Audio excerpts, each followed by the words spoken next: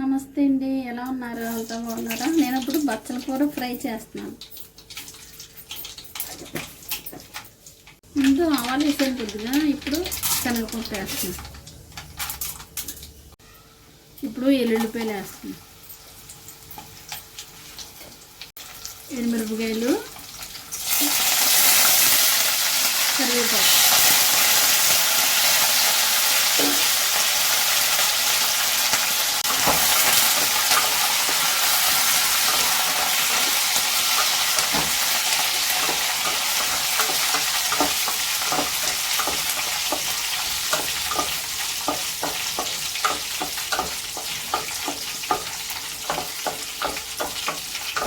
జీలకర్ర వేస్తున్నాను.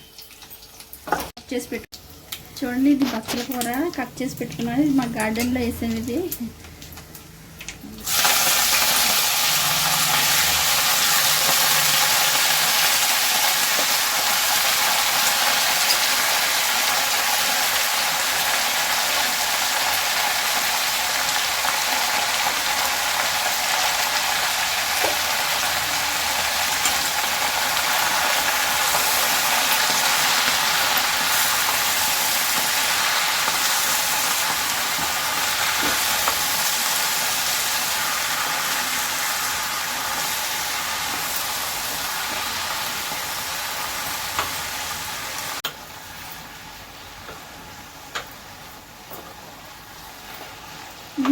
ఇలాగే వేపండి కొంతసేపు, ఎందుకంటే మూత పెడితే వాటర్ వచ్చేస్తుంది.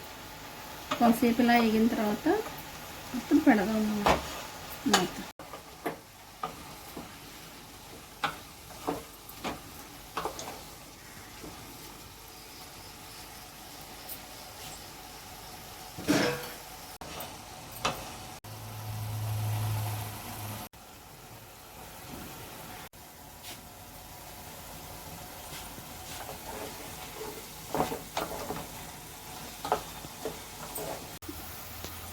ఇప్పుడు చూడండి, కొద్దిగా వాటర్ ఇంకిపోయింది కదా.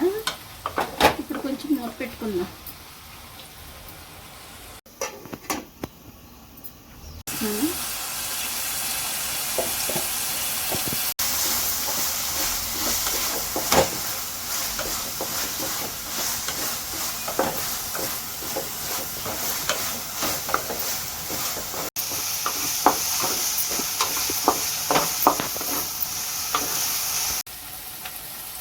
స్టార్ట్ వేస్తున్నాను.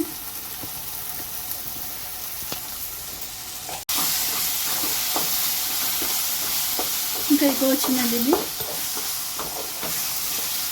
ఇది కొంచెం స్మెల్ వేరేగా వస్తుంది బచ్చల కూర, కానీ ఇలా ఉట్నే ఫ్రై చేసుకుంటే చాలా బాగుంటుంది, టేస్ట్గా ఉంటుంది. రైస్లో చాలా బాగుంటుంది, చపాతీలో కూడా బాగుంటుంది. ఒక 5 minutes నుంచి కట్.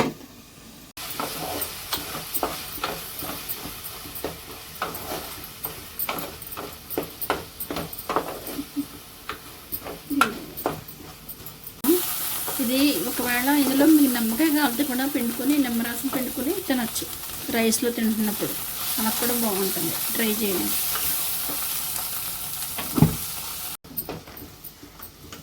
ఇంక ఇది అయిపోయింది చూడండి, ఆయిల్ వచ్చింది కదా. ఇంకా అయిపోయింది, ఇది కట్టేద్దాం.